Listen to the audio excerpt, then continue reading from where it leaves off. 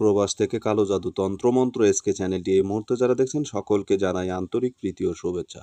দেশ ও দেশের বাইরে থেকে কালো জাদু তন্ত্রমন্ত্র এসকে চ্যানেলটি যারা দেখছেন সকলকে আন্তরিক ধন্যবাদ ও অভিনন্দন। ভিডিওর শুরুতেই জাতিগতভাবে প্রত্যেকটা মুমিন মুসলমান ভাই বোনদেরকে জানাই সালাম, আসসালামু আলাইকুম রাহমাতুল্লাহ ওয়া বারাকাতুহু।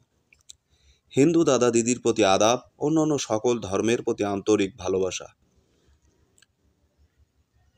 তো সকল ভাই বোন বন্ধুদের জন্য আজকে যে বিষয়টা নিয়ে আমি আলোচনা করব এটা হচ্ছে আকর্ষণ বশীকরণ যন্ত্রাদি। অভিলাষী নারীকে বশীকরণ যন্ত্রাদি। যন্ত্রাদি বলতে এটা হচ্ছে একটা নকশা।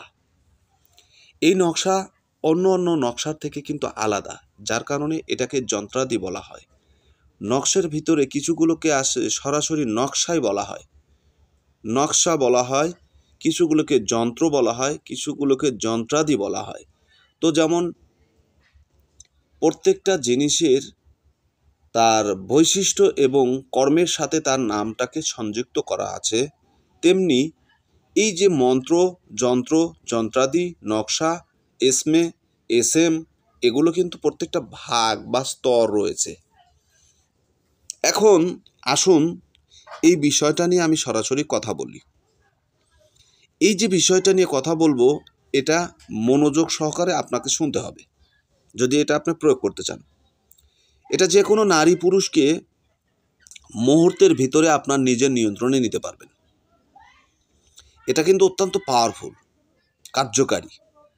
আপনাদেরকে যে কিতাব থেকে দিচ্ছি, এই কিতাবের অস্তিত্ববিহীন, মানে কিতাবের এমন একটা অবস্থা যে একটা পেজ থেকে আরেকটা পেজে যাইতে হলে মানে পরিস্থিতি খারাপ হয়ে যাচ্ছে।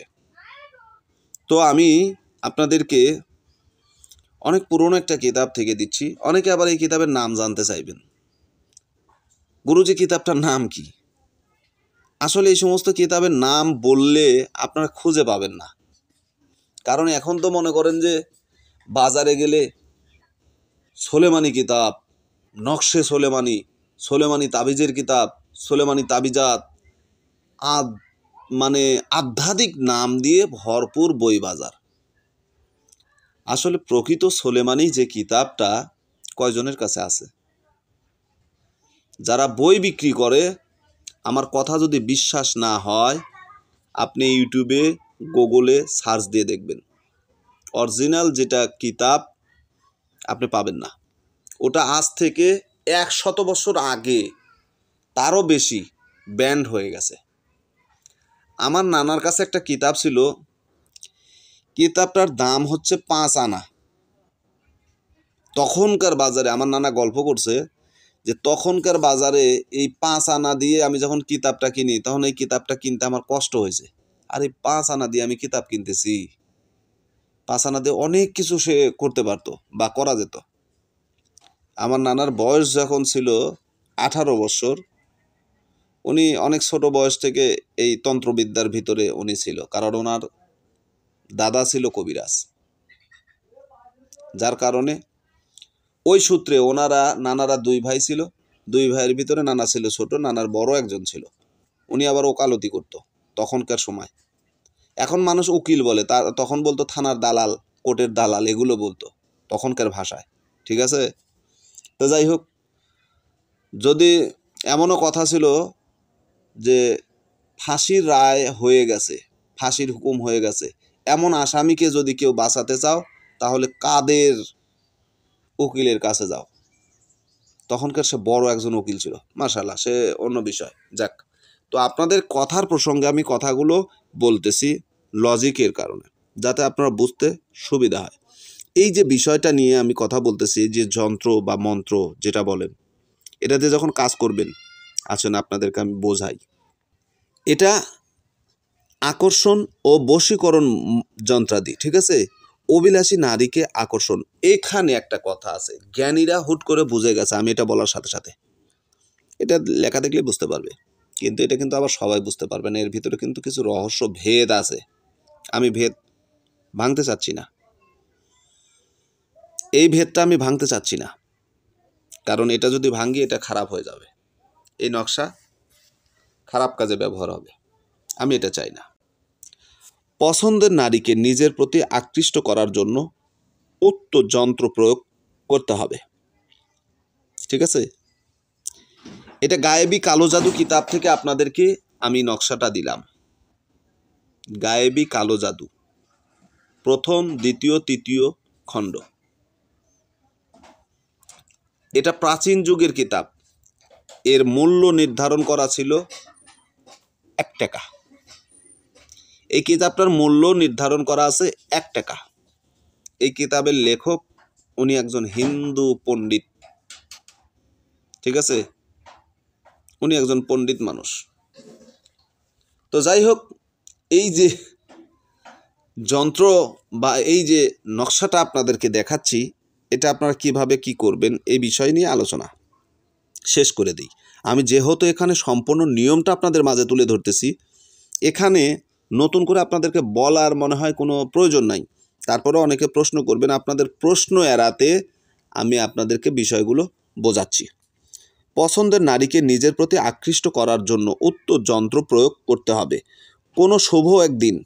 কোনো শুভ দিনে যন্ত্রটি ভোজপত্রে সাপের রক্ত ও গোর্চনা মিশ্রণ দ্বারা মর্তন করে, অর্থাৎ মিশ্রণ করে বৃক্ষের শাখার কলম দ্বারা, আপনি যে কোনো গাছের শাখা, ঢাল এরকম, যেমন এই যে আপনার আছে, আনারের ডাল আছে বা আপনার বেদানার ডাল আছে, এই সমস্ত যেগুলো ডাল থাকে, বুঝলেন, সেগুলো দিয়ে আপনারা লিখতে পারবেন। সেটাকে আপনারা এরকম পেন্সিল দিয়ে, কাটার পেন্সিল দিয়ে এরকমভাবে কলম আকৃতি করে নেবেন। এগুলো কিন্তু ফাইন লেখা যায়। আমাদের এগুলো লেখে অভ্যস্ত যারা দোয়াত কলম দিয়ে লেখা শিখছে, যারা দোয়াত কলম তো এখন অনেকে চিনবেই না, এখনকার প্রজন্ম চিনবেই না। দোয়াত কালি আবার কী রে, দোয়াত কলম কি?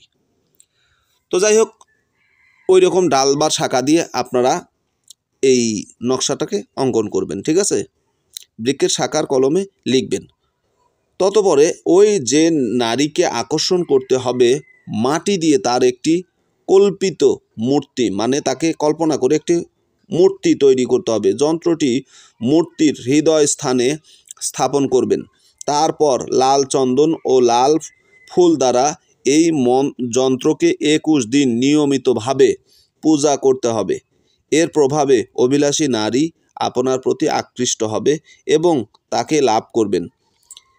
যন্ত্র লেখার আগে একটি বিষয় লক্ষ্য করুন, যন্ত্রের চিত্র ও হিং বীর্য অক্ষরে যে পরে দেব বা দেবদেবতা বশ অক্ষরগুলি রয়েছে, এখানে আপনার এই অক্ষরগুলোর বদলে আপনি পছন্দের নারীকে নামের অক্ষরগুলি যন্ত্রে সুস্পষ্ট করবেন। ঠিক আছে, যেমন নারীর নাম যদি অনিদ্রাতা,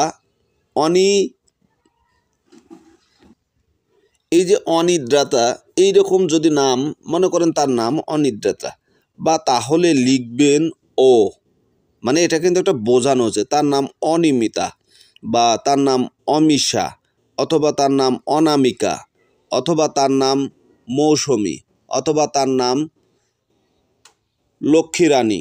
মানে এই যে কথা, এর সার অংশটা আপনার কিন্তু বুঝতে হবে। তার নামের যে প্রথম অক্ষরটা সেটা আপনাকে লিখতে হবে। ঠিক আছে, এই যে দেখেন কিভাবে লেখা হয়েছে, এইভাবে আপনারা লিখবেন। উল্লেখিত নারীর নাম যন্ত্রের মধ্যে স্থাপন করলে অভিলাষী ফল লাভ করবেন।